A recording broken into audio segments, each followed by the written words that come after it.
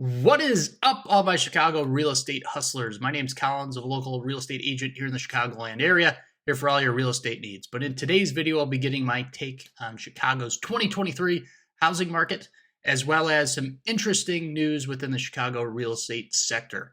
But to start off this video, let's jump right into what my take is on the 2023 housing market. If interest rates stay high, I believe it's going to be a pretty tough year for Chicago real estate.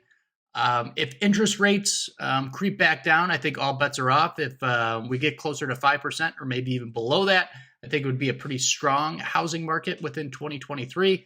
But since the Fed seems hell-bent on curbing inflation, I don't really think that's in the cards for 2023. That might be more 2024, 2025. But at the making of this video, interest rates are hovering right around 7% for a 30-year fixed-rate mortgage. And at today's rate, we're actually at a touch underneath that at 6.8%, which is a pretty tough interest rate compared to last year. Around this time, they're hovering right around 3.5%.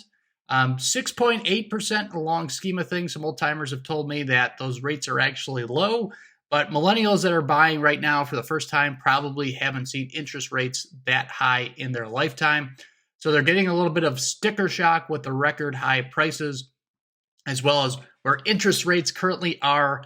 And I have to say, if I was a buyer, I would be a little bit wary myself, but hopefully those interest rates will creep back down. All right, let's look at some news within the Chicago real estate market. So we actually have two big iconic buildings hitting the auction block this week. So a few years back, Robert Morris University merged with Roosevelt University, and they used to house the property at 401 South State. So since that merger, that property has actually been sitting vacant for a few years now. And the previous owner couldn't find a new tenant, so they actually defaulted on a $48 million loan. Ouch, if you're the bank.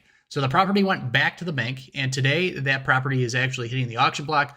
So I'm very curious to see what that property actually sells for and the impact that will have overall on the Chicago real estate market. So we have another big building that is also going on the auction block. That is 198 East Delaware Place. So this was previously a Hilton. That owner actually defaulted on their loan as well. It's actually a tougher pill to swallow than the $48 million, if you could believe it. They actually defaulted on a $77 million loan. So very interested to see what that building sells for as well. And this comes off the heels of news this week that we've actually have the highest vacancy rate for commercial property ever in Chicago. This is actually higher than the pandemic, if you could believe it. So we're at a 22% vacancy rate. And I believe that vacancy rate will continue to creep up as corporations start to come out of their leases. So a lot of these corporations sign multi-year leases that went through the pandemic and beyond. And those are starting to come up. As they go up, I believe you'll start to see that vacancy rate creep higher and higher. Unfortunately, for that office space, there's only so many that you can convert to residential housing units. You're actually starting to see that on LaSalle Street. So there's a big effort also launched this week. So it's a $5 million project to turn that vacant office space on LaSalle Street into market rate as well as affordable housing. But that's going to put downward pressure on residential units.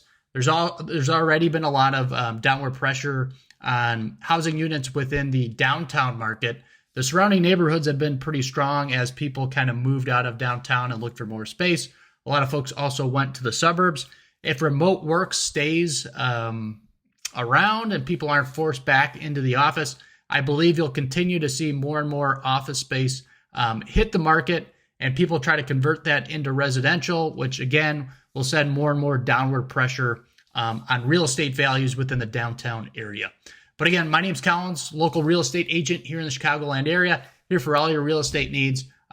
Be sure to like, subscribe, and reach out to me with any and all real estate questions. Till next time, thanks so much, guys, for watching. Appreciate it. Bye-bye.